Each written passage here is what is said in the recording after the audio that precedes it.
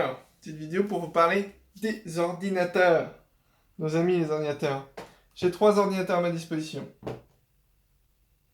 Le nouveau ThinkPad sous Windows, ce Mac sous macOS normal, et le Dell ici là sur Linux.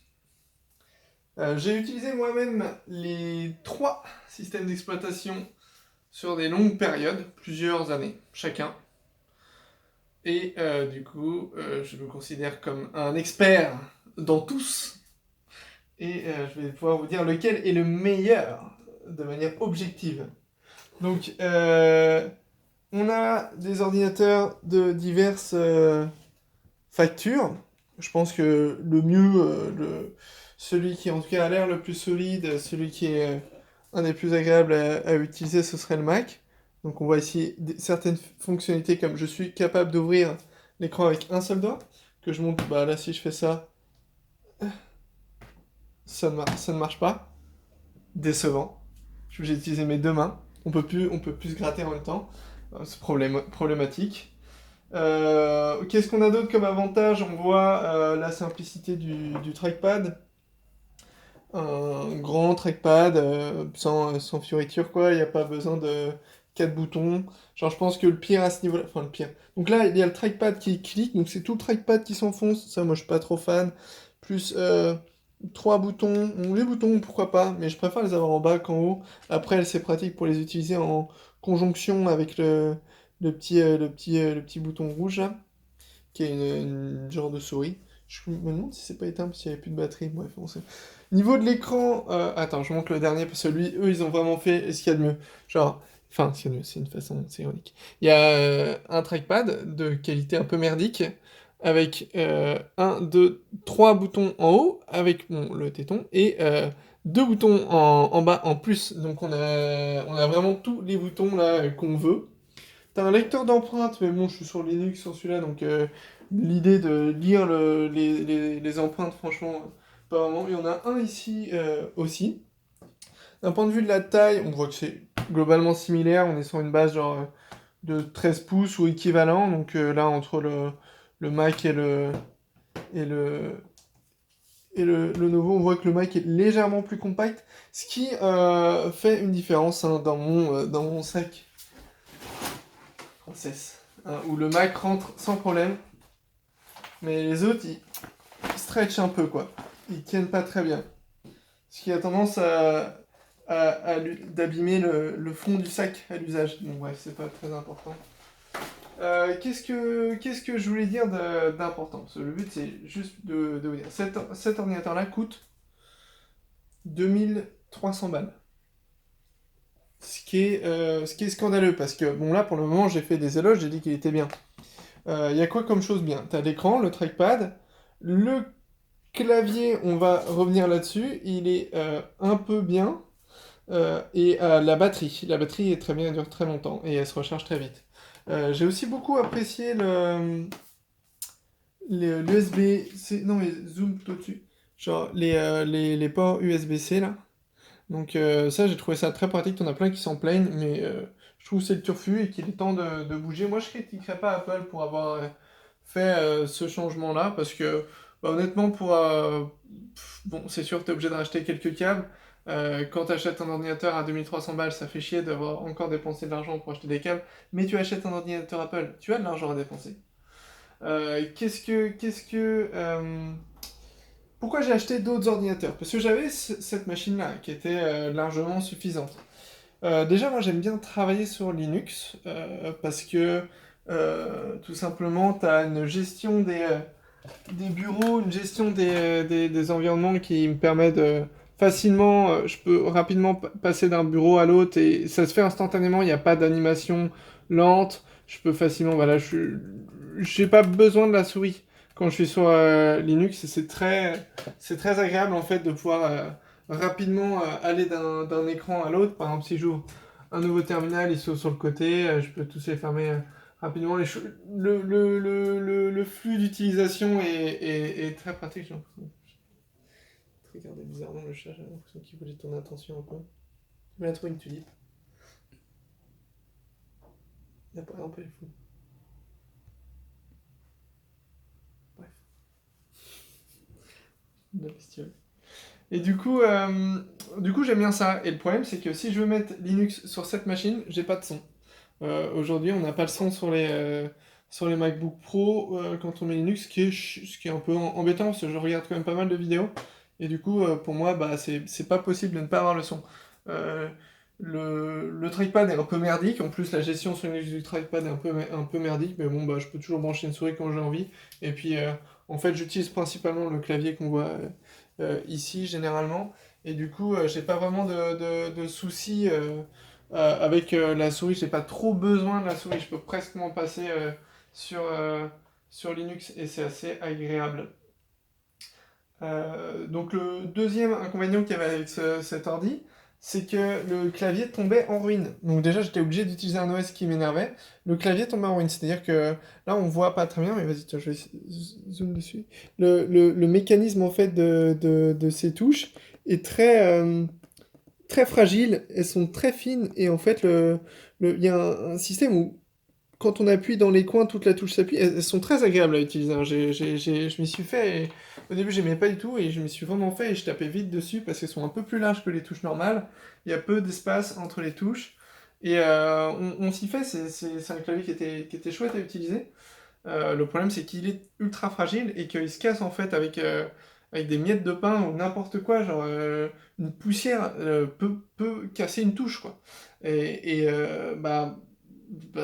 Enfin, c'est pas possible. Moi, je passe mon temps à taper sur mon clavier, je peux pas avoir un clavier où les touches tombent en ruine toutes seules, quoi. Surtout que là, pour changer le clavier, ça coûte 700 balles. Parce que tu veux changer le clavier d'un Mac, ah bah tu vas aussi changer la batterie et le trackpad. Enfin, oui. Donc bref. Euh, heureusement, vu qu'ils se sont pris un procès Apple parce qu'ils ont merdé assez sévèrement sur leur nouveau euh, clavier, ils ont fait en sorte que tu as une étendue de la garantie de 4 ans qui te permet de changer ton clavier, la batterie et le trackpad, du coup, les trois gratuitement, tant que t'as des soucis, ce qui est vraiment bien parce que ça se casse. Enfin, moi, au bout de 6 mois que je l'avais à peu près, j'avais déjà 4-5 touches de pété. Et c'est les touches que tu utilises le plus, évidemment, qui vont se casser en premier. Donc, je les avais changées. Ah, d'ailleurs, c'était drôle. Enfin, je suis allé voir le mec d'Apple. Donc, bref, les claviers des ThinkPad sont très bons aussi. Ils ont un peu plus de profondeur que les claviers classiques. Et puis voilà, bon, j'aurais préféré avoir des QWERTY, mais c'est pas toujours évident. Donc du coup, pour les ordis que j'utilise, enfin pour l'ordi que j'utilise le plus, ce que j'ai fait, c'est que j'ai mis du feutre pour essayer de masquer un peu ce qu'il y a d'écrit sur les touches, surtout les caractères spéciaux, ça me gênait.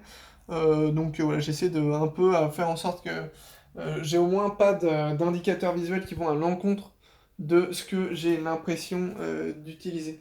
Et là, en fait, ce qu'on va avoir comme problème sur cet ordi, qui est une meilleure machine que celle que j'utilise comme machine principale, euh, ça va être au niveau de l'écran. Donc déjà, moi je trouve que un bon écran, c'est un écran Full HD sur un portable. J'aime bien ce format, c'est genre du 13 pouces et Full HD. Et là, on voit que si jamais je descends en dessous, non, non, non, non, l'écran. Si jamais je descends en dessous, la couleur change vachement. Il y a une grosse variante de luminosité de l'écran en fonction de l'angle dans lequel on est.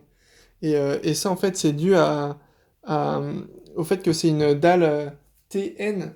Et c'est des dalles qui, bah, justement, ont une variance de couleur en fonction de l'angle. Et bon, je trouve ça assez chiant parce que du coup, tu essaies tout le temps de bien te mettre. Pour un ordinateur portable, ça passe parce que tu es généralement tout le temps en face. Mais des fois, rien qu'entre le haut de l'écran et le bas de l'écran, avec ton regard, il y a une différence en fait que tu peux voir. Tu peux voir que la couleur du haut de ton écran et la couleur du bas de ton écran, c'est pas la même. Et ah, j'aime pas vraiment ça. Donc je recommande des dalles IPS si vous avez le choix sur vos écrans.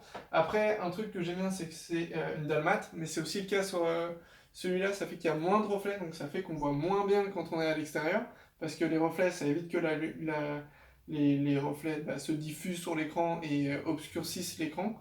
Donc les écrans ont l'air plus brillants et les couleurs pop plus quand c'est brillant. Mais, c'est un piège, c'est fatigant à l'œil parce que tu as des trucs. Tous les petits reflets du coup sont très précis et viennent plus perturber et je trouve ça beaucoup plus fatigant en fait qu'un écran mat. Donc ça c'était bien. Après au niveau de la batterie, ils sont tous les deux largement inférieurs au Mac, mais bon, enfin tu peux pas utiliser un ordi. D'autres défauts de cet ordi, il freeze. J'ai eu vraiment des problèmes. Il freeze, il plante. Enfin, genre l'OS, Apple, ils font n'importe quoi. J'ai le dernier macOS, du coup, dessus, bah, je regrette d'avoir mis à jour, quoi. Maintenant, je préfère bosser sur Windows que sur Mac. Genre, c'est nouveau, hein. Mais j'ai le choix entre une machine sur Windows et une machine sur Mac. Je préfère bosser sur Windows, quoi. C'est quand même triste. Pour bosser sur Windows, qu'est-ce qu'il faut savoir?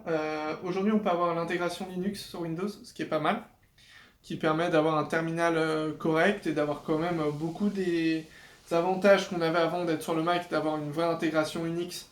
Ben, on peut avoir aussi un peu ça sur le PC et Microsoft fait beaucoup d'efforts pour amener les choses dans cette direction.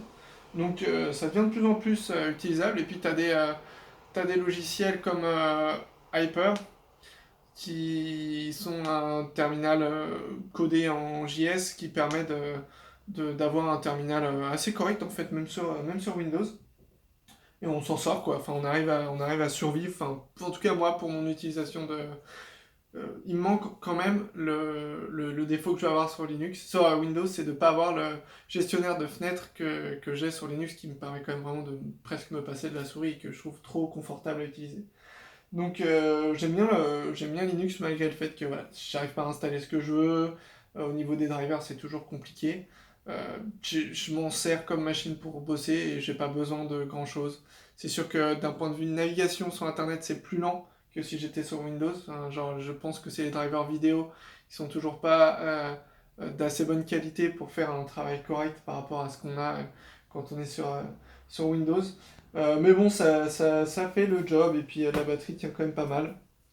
Donc voilà, il n'y a pas de solution parfaite.